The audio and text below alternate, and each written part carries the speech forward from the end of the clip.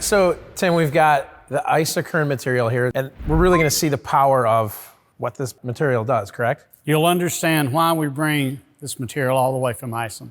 This is a section of our inner liner of chimney flue. Crossways, it's probably 1.25 inches thick.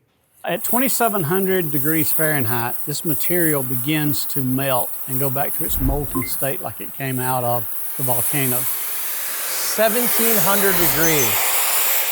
But you'll be able to hold your hand on the back of this.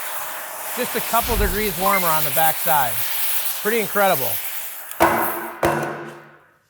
So what are we seeing right here? Glass on the front has melted it back to molten glass. And it's because it's the reflective qualities, it doesn't transfer all the way back through, right? Right. It's kept it all in that top layer.